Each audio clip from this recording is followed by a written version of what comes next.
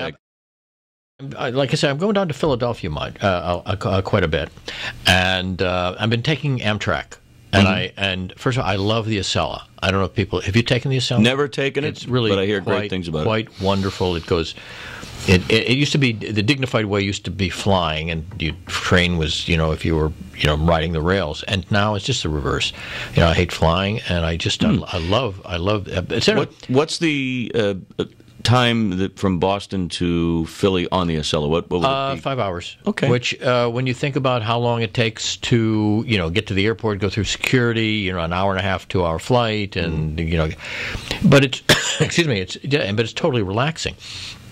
But anyway, what's not relaxing is when I was trying to get back to the airport. I'm doing, I have a real life that outside of what I do here, and I have a client in Philadelphia, and we're teaching them to tell better story. I teach people how to just communicate better, since I am such a marvelous communicator myself.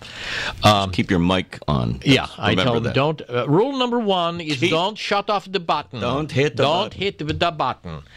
So anyway, I've had a meeting. This is about a week and a half ago. I had a meeting, and I'm taking the train back, and I've got a 4:30 train. But we were very efficient, and got done about an hour early. So I decided, if I can get to the train, I can get the hour earlier Acela train. So I called the cab. The cab is now supposed to be here, and it's not. And I'm looking. Well, if I can get to the airport, the train station in time, I'll be able to get home much more quickly.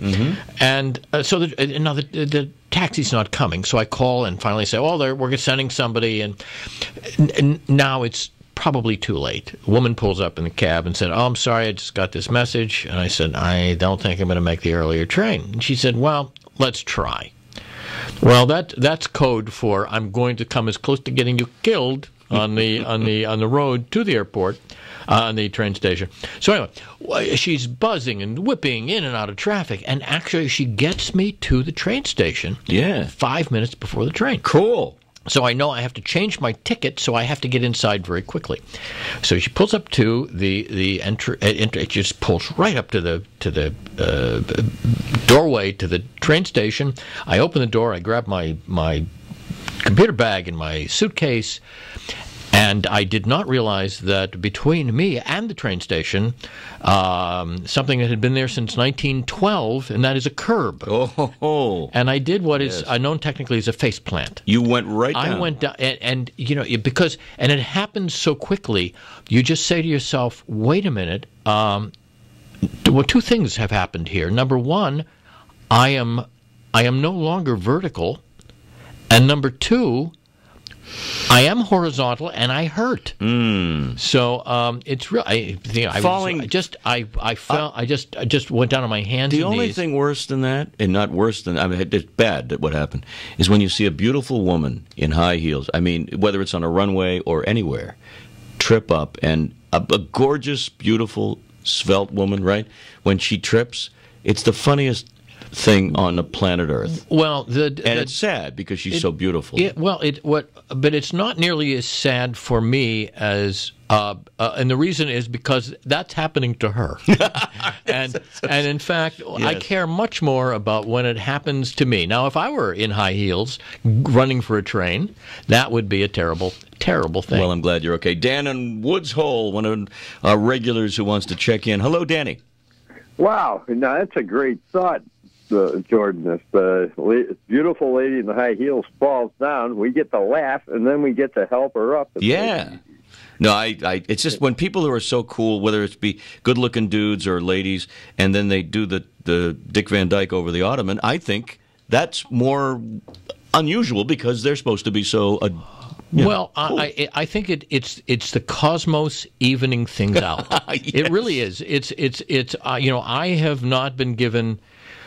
I've been given a little more zlubness than they have. So this is the way of I think it's part of quantum physics. Max Planck, right. Niels Bohr talked about string this. Theory. He said it's a kind of string theory. But anyway, Danny, what's up, my friend? Well, I just want to know, Chuck, when you wiped out, was there anybody watching? It seemed like everyone was watching when I went out. No, I mean, it was nice. The cab, the cab starter, the guy who puts people into a cab came running over and said, "Are you okay?" And Can I put you into an ambulance? I said, "I'm fine." He didn't laugh later. Well, I'm sure they talked about because I had to. I mean, stuff went flying, so I think I recovered most of it, but.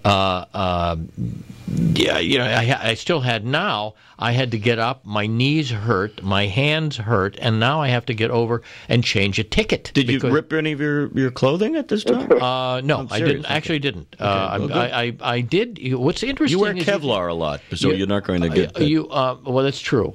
Protect yourself. If a plane goes down, they look for me. Yeah, you're the black box. Good thing it wasn't raining or something. Then you get all that street mud all over. No, actually, what happens is you can still scuff your knee and not tear your clothes. Did you know that?